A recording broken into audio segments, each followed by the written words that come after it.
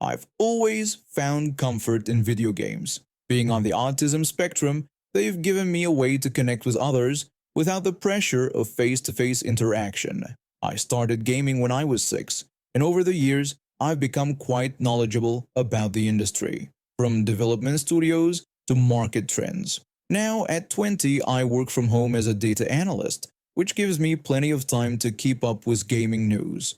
My local game store has become something of a sanctuary. I visit at least once a week, usually during quiet hours when there aren't many customers. The store clerk always greets me with a friendly wave, and I appreciate that he never pushes me to make small talk. That one day started like any other. I was feeling unusually confident, maybe because I'd just finished a challenging project at work, or perhaps because the store was peaceful and familiar. I was browsing through the latest gaming magazines when a mother and her young son walked in. The boy was wearing a birthday boy badge, and his eyes lit up at the sight of all the games. The mother sweetly asked her son which one he wanted to pick. The boy kept looking back and forth between the Xbox and PlayStation sections. Both consoles were displayed prominently in separate aisles, with a rotating magazine rack between them. He told her he was torn between them, saying he liked PlayStation but thought the Xbox looked cool too. Seeing his genuine excitement and indecision, I decided to share some industry knowledge that might help them make an informed choice. I suggested Xbox, explaining that the PlayStation subscription games weren't as good, and Xbox had been buying up good game developers, so they would get more better quality games. The mother asked me what I meant by that, looking confused. I tried to explain using an analogy about stores, saying that if peacocks bought all the local clothing stores, the only place you would be able to get clothes would be peacocks. She responded rudely, saying I could have just said they were going out of business. Her tone was harsh, but I was used to people misunderstanding my explanations. She then declared to her son that they were getting the Xbox. I tried to intervene, telling her she should let him choose and that I was only informing them about potential future developments. She snapped back, refusing to waste £500 on a console that she thought would be worthless soon. I stood my ground, explaining that I only wanted to help her son, not take away his choice. That's when she really lost it, screaming about how dare I speak to a customer like this. Her voice echoed through the store, causing me to flinch. The store clerk finally noticed the commotion and came over to ask if there was a problem. The mother demanded that I be fired, claiming I had spoken to her rudely. The store clerk defended me, saying he doubted that since I barely spoke, and when I did, I was super polite. He also pointed out that I didn't even work there. She seemed shocked by this revelation and demanded to know why I would help them if I didn't work there. I tried to explain that I just liked people knowing what they were buying beforehand, but she cut me off, accusing me of trying to get her card details. By this point, she was screaming and her son had backed away, clearly embarrassed and frightened. The store clerk repeatedly asked her to leave, but she refused, making wild accusations about me trying to steal from them. When he said he was calling the police, she encouraged him to do so, still insisting that I was trying to scam them. When the police arrived, they found her blocking the store entrance, still shouting about identity theft and scams. They tried to reason with her, but she became more aggressive, eventually forcing them to use their taser when she attempted to grab one of the officers. When they led her away in handcuffs, her husband arrived. He'd been parking the car and missed the entire incident. The look of shock on his face when he saw his wife being placed in a police car was almost pitiful. The boy's father took me aside while the police were taking statements. He apologized profusely, explaining that she'd been under a lot of stress lately, though he admitted that wasn't an excuse. He pleaded with me not to press charges, reminding me it was his son's birthday. I assured him I wouldn't, expressing hope that she would get the help she needed. The father ended up buying both consoles for his son, probably out of guilt. When they were leaving, the boy thanked me for trying to help and apologized for his mom's behavior. I still visit the game store, but now the store clerk keeps a closer eye on customer interactions. He even installed security cameras after the incident. I haven't stopped helping people entirely. I just do it through online gaming forums now, where there is less chance of getting falsely accused of identity theft. Backstory: I've recently, as in 8 months ago, been diagnosed with agoraphobia. So basically, I constantly try to avoid anything that could lead to panic or embarrassment. So whenever I go out, I try to stay close to someone I trust, or if I can't, I try to stay close to any and all exit doors or windows. This is from my personal experience, and this does not apply to everyone with the condition.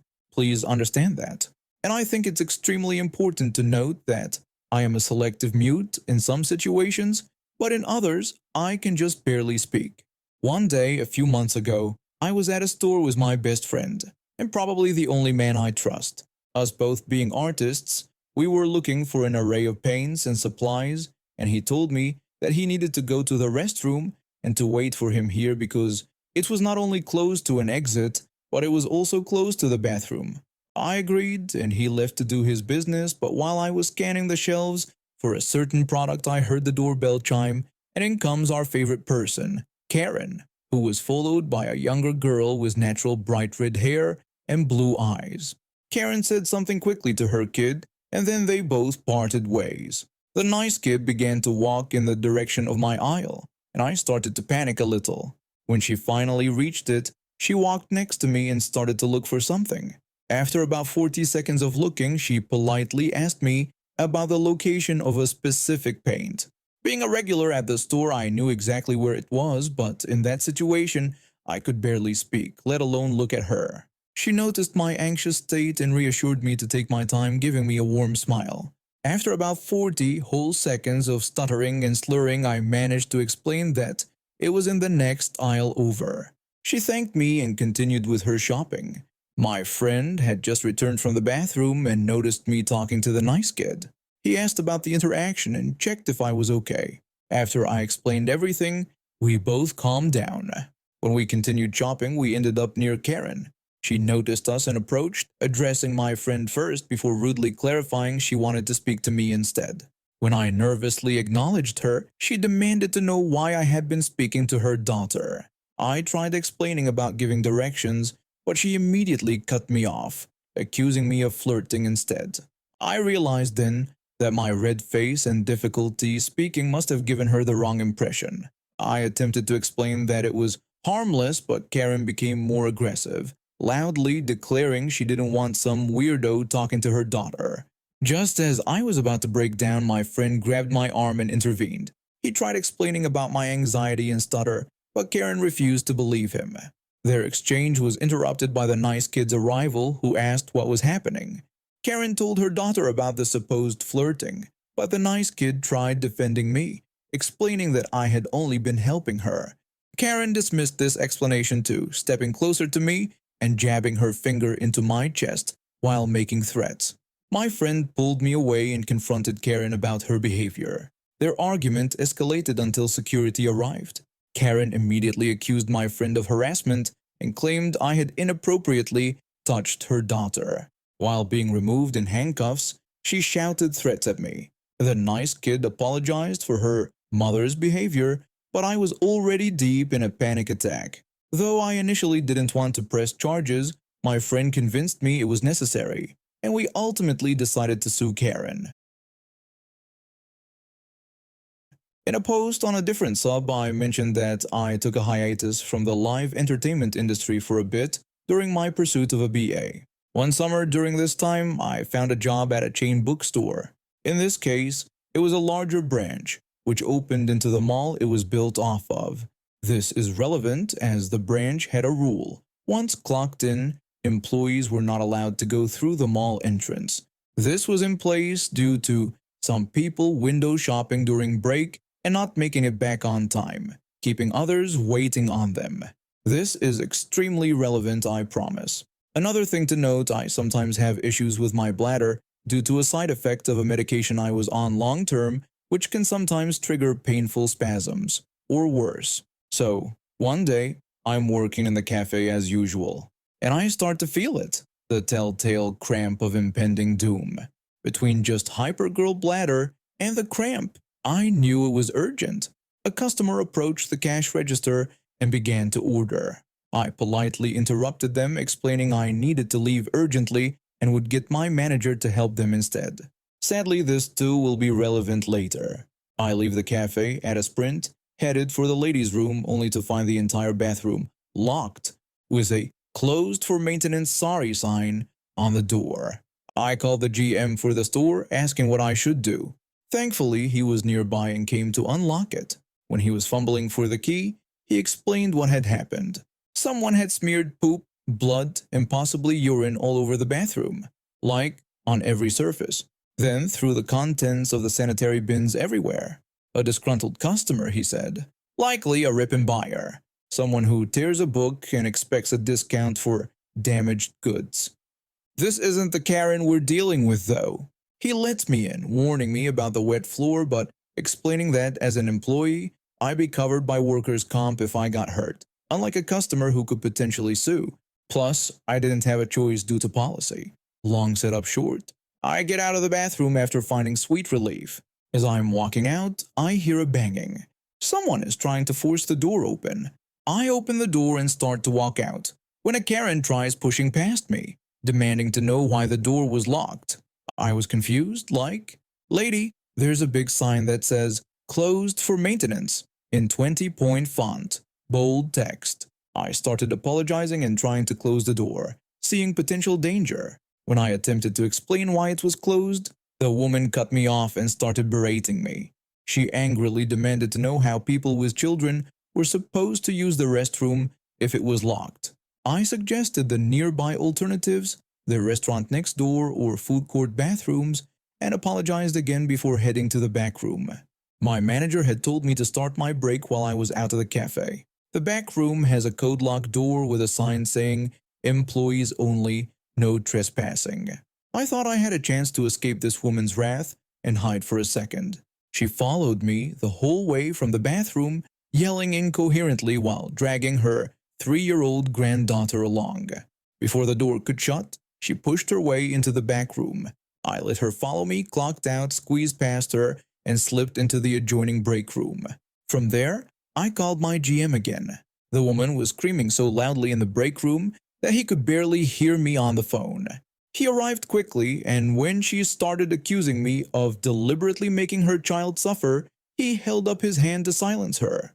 Amazingly, it worked. She fell into angry sputtering before going quiet. My manager Manny explained the situation about the power washing, liability issues, and suggested the food court bathroom as an alternative. He even offered to hold her unpurchased items until she returned. The Karen refused his explanation, demanding the bathroom be opened immediately while stamping her foot and snapping her fingers. Meanwhile, her 3-year-old granddaughter sensibly suggested they follow Manny's advice and go to the other bathroom. The grandmother tried using her grandchild's needs against us, then suddenly accused us of discrimination, using a racial slur and mentioning her race. When Manny identified himself for her threatened corporate complaint, she continued with racial accusations and referenced a previous incident involving spilled coffee. Manny began calling mall security, which caused the woman to become even more agitated. She dragged her granddaughter into the men's room, yelling at the men in line to move. Afterwards, she returned to confront Manny, claiming we had put her at risk of assault, before storming out through the mall entrance. Manny muttered a dismissive comment about her desperation level as he finished calling security. Later, the Karen made one final appearance, being escorted by mall security, which ended with her in handcuffs after she tried to assault them. What made it even more ironic was that Manny had been planning to offer her a significant discount for the inconvenience before her behavior escalated the situation. I'm a middle-aged woman with 2 adult children, and Christmas has been complicated for me since I was 13. My mother was what you'd call a Christmas zealot. She adopted me and my 2 sisters when we were young. And while that should have been a blessing, the holiday season turned into a 3-month marathon of exhaustion and emotional manipulation. Starting November 1st every year, our house transformed into what my mother called a Christmas wonderland. In reality, it was more like a festive prison. She'd have us hanging lights, setting up displays and rearranging decorations countless times because they weren't perfect enough. When December hit, the real nightmare began. Every evening, we'd be forced to stand outside greeting strangers who came to see our display, handing out candy canes with frozen smiles on our faces. Even after I had my own children, it didn't stop. She roped them into the tradition too. Christmas Eve meant mandatory light viewing tours around town, which my kids tolerated until they hit their preteens. But my mother never got the hint. Year after year, the cycle continued, until this July when she passed away, suddenly. Today at our office end-of-year luncheon, I was sitting with my usual crowd, people who knew my story and respected my boundaries. We were having a pleasant conversation about holiday plans when the office busybody decided to join our table. When asked about my plans, I quietly mentioned my intention to spend the day at home with my cat and a good book. The busybody immediately protested, insisting that I couldn't possibly spend Christmas alone. I explained that my kids were fine with the arrangement and had made their own plans, but she wouldn't let it go. She pressed on about my parents, expressing shock that they would be heartbroken. I had to explain that my father and both grandfathers were completely understanding of my choice not to visit. Still, she persisted, lecturing me about the true meaning of Christmas and trying to guilt me about my children. I could feel my chest tightening as the familiar panic started creeping in. My co-workers were shooting concerned looks my way, but the busybody kept pushing. In desperation, I told her that I was finally getting what I'd wanted for 30 years. She scoffed, claiming that nobody could want the same thing for that long. When I insisted that I had indeed wanted the same thing every year since 1994, she demanded to know what could possibly be so important. That's when I finally snapped and told her all I wanted was to be left the hell alone.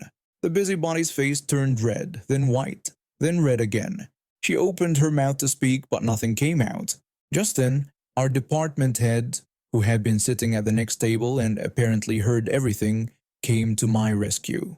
She approached our table and reminded the busybody about the office's strict policy on respecting personal boundaries, then suggested she might be more comfortable at an empty table in the corner. The busybody gathered her plate and scurried away, leaving blessed silence in her wake. As the dessert arrived, my co-workers smoothly transitioned the conversation to a heated debate about the best holiday movies, carefully avoiding any mention of Christmas classics. The next morning, there was a company-wide email about respecting personal boundaries and mental health during the holiday season. I didn't ask who sent it, but I noticed the busybody couldn't look me in the eye for the rest of the week.